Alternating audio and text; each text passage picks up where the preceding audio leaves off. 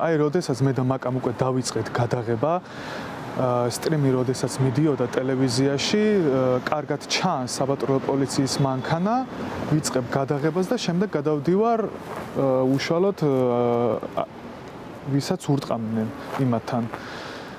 შემდეგ ჩვენი ცემის მომენტში გადის პოლიცია, ანუ რეაგირებას არ აკეთებს საერთოდ და გვტოვებს სასიკვდილოდ. შემდეგ, როდესაც წამომაყენეს, პირველი ვიკითხე, რომ მაკას სად იყო, იმიტომ რომ ცოცხალი არ მეგონა საერთოდ და რო დავინახე, რომ ცოცხალი იყო, მოვიდა ჩემთან და ჩამიტარეს მე პირველადი დახმარება. მივიღე ტვინის შერყევა, 4 ადგილას მქონდა თავის არეში ნახეთქი ჭრილობები და აქედან ერთს დასჭირდა ნაკერები, გამიკერეს, ხერხემალზე დაბეჟილობები მქონდა, საბედნიეროდ გადარჩა, იმიტომ რომ ლაივის აპარატი მეკეთა და ეგ რო არ მკეთებოდა, ეხლა შეიძლება ინვალიდის სტატუსში ყოფილიყავი. საბედნიეროდ გადარჩა ხერხემალი. ხელი მქონდა დაბეჟილი და გაჭრილი, იმიტომ რომ თავზე რომ მქონდა მოკიდებული ფეხები, ანუ ტყმები სულ ხელზე იყო გადასული რა, დატვირთვა ხელს მქონდა მარცხენა ხელს. ტვინის შერყევა, დაბეჟილობები და რა ვიცი. ხედავ რომ ამხელა მასა 20-30 ადამიანი მორბის ჩვენკენ და თავდაპირველად მეგონა რომ ალბათ უკან სპეცრაზმე იყო და იმას გაურბოდა ხალხი. ანუ არ ვიფიქრებდი რომ ამდენი ადამიანი ჩვენს საცემრად გამოიქცეოდნენ. პირველი რაც იყო, დავინახე მაკას წვდნენ და დააგდეს მიწაზე. უცებ რომ მოვარდნენ ჩემთან, აი რამდენიმე ადამიანი მოუვარდა და ერთი ჩამეს მაყურში რომ წაართვი კამერა არ გადაიღოს. და უცებ წამართვეს კამერა და ინერცით, ანუ ლაივის აპარატზე მქონდა შეერთებული და ინერცით შემოვტრიალდი. შემდეგ ვიგრძენი თავში ძლიერი დარტყმა, რამაც ლამის გამთიშა, ანუ თვალებში სიბნელე ვიგრძენი, შემდეგ ზურგზე, ხერხემალზე უფრო სწორად ფეხში, ყველგან რტყმებს გრძნობდი და წაქცევის მომენტი არ მახსოვს. კადრებში ვუყურე მაგას. რო დამაგდეს, აი აქ ზუსტად მახსოვს. ანუ რამ სიუჟეტს რო ვაკეთებდი, დაზარალებულებს რო წერდით, ისინი ამბობდნენ, რომ ამდენი რტყმისგან ხო სხეული ბუჟდება და ვეღარაფერს გრძნობ. ზუსტად ეგეთი გრძნობა მქონდა, უბრალოდ ყველაზე ცუდი იყო ბოლო, როდესაც ტყუპი ფეხით თავზე დამახტა ერთ-ერთი ნიღბიანი და შემდეგ გაიქცა. შემდეგ მოვიდა ვიღაცა წამომაყენა და ეხლა ანუ ადამიანის თვალებში შევხედე, ნიღაბი არ ეკეთა, მაგრამ ეხაც რო ნახო სანმე ვერ ამოვიცნობ. ისეთი შოკი მქონდა მიღებული. ექსპერტიზამ ჩემი ტანსაცმელი წაიღო სადღაც 2 დღეში, შემთხვევიდან 2 დღეში. მე მქონდა გამზადებული სახლში, პარკში ჩადებული და ველოდებოდი როდის წაიღებდნენ. სანამ ნუდერმა არ დაწერა, ალბათ იქამდე არ წაიღეს. ანუ რთულიაცა. მაგრამ ეგ იმას არ ნიშნავს, რომ დავნებდე უნდან, გავჩერდე და ჩემი საქმე დავტოვო. არა, პირიქით. როდესაც სახლში ვიწექი 2 კვირის განმავლობაში, ერთი სული მქონდა, რომ კამერა ისევ ამიღო ხელში და გამეგრძელებინა ჩემი სამსახურებრივი მოვალეობა და ჩემი საყურელი საქმე. და ის რომ აი მაგალითად აი ცირა მე დამაზიანეს და შეიძლება კიდე რაღაცა მოხდეს და ჯობია სხვა რამეს მოვკიდო ხელი და რაღაც. არა, ეგეთი არ ზის ჩემში. დაკავებები გრძელდება.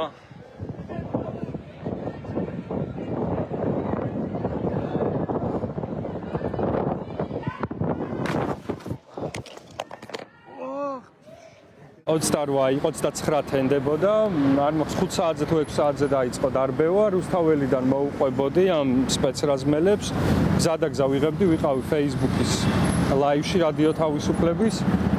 Ну, გზადაგზა მოუყვებოდი, აღწერდი, რომ ხედავთ დააკავეს ადამიანი, ხედავთ მოათრევენ ადამიანს, რაც იყო რეალურად, რა სურათიც იყო, იმაზე ვსაუბრობდი. აქ ვიყავი გზის სავალ ნაწილზე, აგადაადგილდებოდნენ სპეცრაზმელები და ერთ-ერთმა შვიდად მითხრა, რომ გადადიო გზის სავალი ნაწილიდან. კი ბატონო, მეთქი არ შევეწინააღმდეგე არაფერი. გადმოვედი ტროტუარზე და მივდიოდი და აღწერდი რა გზადაგზა რაც მხდებოდა იმ ყველაფერს. ფარმადეპოდან იყვნენ ახალი გამოსულები, სპეცრაზმელები, ოღონდ ვერანაირი საფრთხეს ვერ გძნობდი, შვიდად გადავადგილდებოდით მე, ჩემი 3 თანამშრომელი კიდევ და სამივეს გვეცვა ქურთუკი, სამივეს მქონდა ერთ-ერთი კამერა დიდი. რადიო თავისუფლების ქურთუკი ბეიჯი მქონდა ზემოდან გადმოგდებული, ხო ხდები რა სიტუაციაც იყო, როგორც მუშაობ ხოლმე. ტელეფონი მიჭირავს, პატარა მიკროფონი მიჭირავს, საუბრობ, ხმამაღლა საუბრობ, გარკვევით რომ ყოველთვის გასაგები იყოს, რომ რეპორტიორი ვარ. ხო და ამ დროს, როდესაც ყურადღება მარჯვენა მხარესმა გადატანილი, მარცხნიდან დავინახე ჭრილი, რომელიც მიახლოვდებოდა. გავიხედე და ნახე, რომ სპეცრაზმელები იყვნენ, მაგრამ ვერანაირი საფრთხეს ვერ გძნობდი და ჩვეულებრივად ვაგრძელებდი მუშაობას და რომ მომიახლოვდა, შემაგინა და დამარტყა თითქმის ერთდროულად. თემად მოუმზადებელი ვიყავი. დავეცი ძალიან მეტკინა საზიზღარი ტყუილი იყო ვერ ამოვისუნთქე და მე მგონი რამდენიმე წამით გონებაც დავკარგა იმიტომ რომ რაღაც დეტალები არ მახსოვს ვერ ვიხსენებ რაღაც დეტალებს ვერ სუნთქავდი ვეგდე ესე ძირს ჩემს აყენებას ცდილობდი მაგრამ ძალიან მტკიოდა და ვთხოვე ყველას რომ ცოტა ხანი შემეშვით თქო იმიტომ რომ ვერ ფიზიკურად ვერ ვიშლებოდი მოხრილი ვიყავი ესე და ფეხი მქონდა ესე გარეთ გადმოგდებული ამ დროს გამოიარა კიდევ რამდენიმე სპეცრაზმელმა ერთმა ფეხი დამაბიჯა ფეხზე გამისრისა ასე ვთქვათ ეს ფეხი შემაგინა და გაიარა დანარჩენმა ორმა ფეხში წამარტყა ესე მათაც მაგინეს და დამცინოდნენ რომ კარგად გადაიღო ყველაფერიო და გაიარეს არაფერი არ ხდება ამ ყველაფრის გამოსავლენად თქო ჩემზე უარეს მდგომარეობაში არიან ბიჭები და უკეთესი მტკიცებულებები აქვს მაისაშვილი ხო მოკლეს ცემაში არ ვიცი როგორ გადარჩა ეს ბიჭი საერთოდ მართლა მადლობა ღმერთს რომ ცოცხალია ხო ეს ტრაგედია რომ არ მოხდა მაგრამ ყველაფრის გამოძიება შეიძლებოდა ხო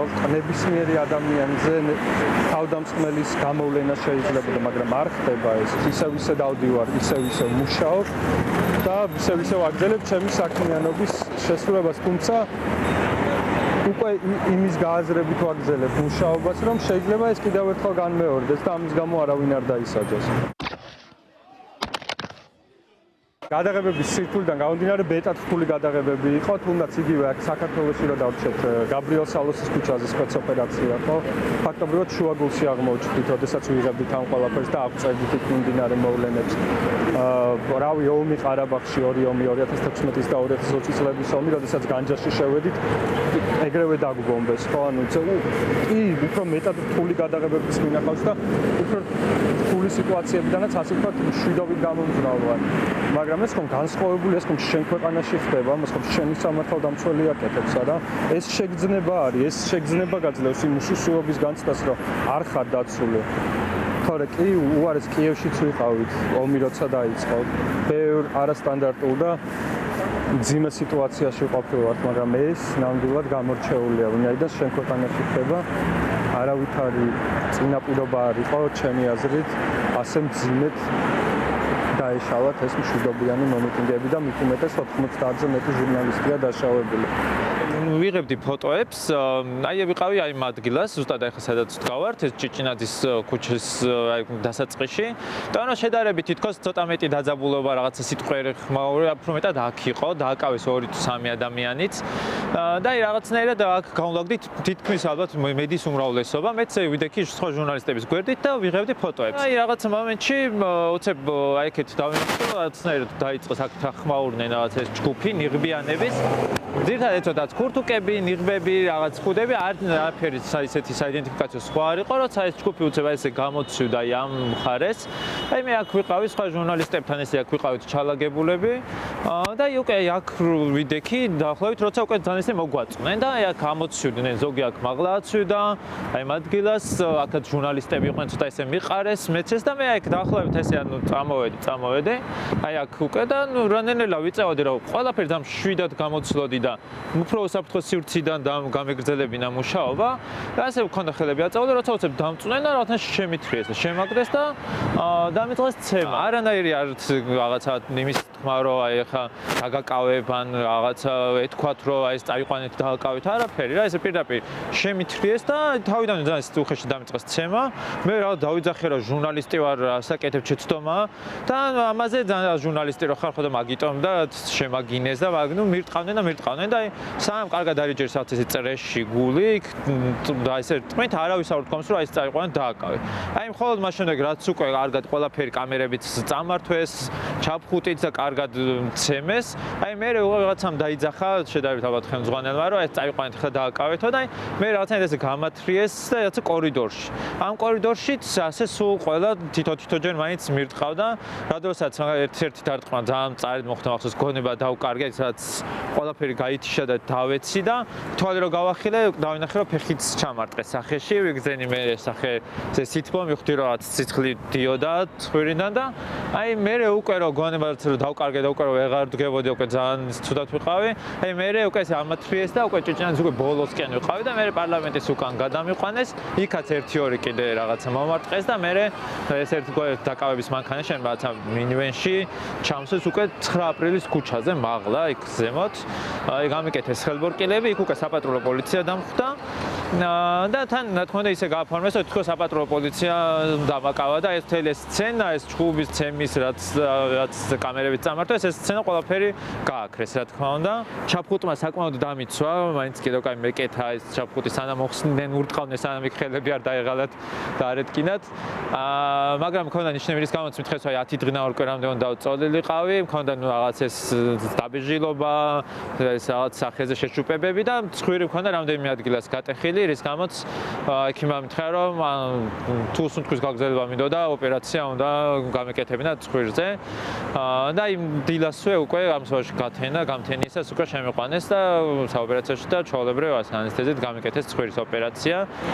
ჩემთვის აი ამ ბოლო ამ აქციების დროს იყო ერთ-ერთი ყველაზე კიდე ახალი ნიშანდობლივი სახე ის რომ აი ამ ყველა რაღაცა ცემასთან დაკავებასთან ერთად ვიხილეთ სრულად ეს რაღაცა ახალი მოვლენა ძარცვა, როცა ეს სპეცრაზმელები პოლიციელებმა ფაქტობრივად მოქალაქეები დააყაჩაღეს, გაძარცვეს, დაიკარგა ჩემი ორი კამერა, ჩემი თანამშრომლის ტელეფონი, რომელზეც გაქრა, რამდენიმე დღე ვიცოდით ლოკაცია და პოლიციას არაფერი მომოქმედებია. არ დასჭირან არც ის რაღაცა უცნობი რაღაცა ის ტიტუშკები, რომლებიც პოლიციის წინა ძალადობდნენ მოქალაქეებზე და რაც არც დასჭირა არც ერთი პოლიციელი, არც ერთი სამართალდამცველი არ დასჭირდა, არ გვინახავს რომ აი ამდენი ამ ასობით მოქალაქე დააკავეს, ამდენი შემთხვევა იყო ცემის და ზოგიერთი შემთხვევა შორის წამებას უტოლდებოდა. ანუ აბსურდია რომ ერთი პოლიციელს გამოვლენაც კი ვერ მოხერხდა აი ამ მთელი ერთი თვის განმავლობაში, ხო? პასუხი არ უგია არც ერთ დამნაშავეს და ვერ ვიტყვი რომ ახლაც რაღაცა დიდი მოლოდინი მაქვს. არა იმიტომ რომ ალბათ კონკრეტული გაუნძებელია რაღაცაში დამნაშავე რაღაცას ვერ აკეთებს, არამედ სისტემა ასეთი და არასდროს პოლიტიკური ნება.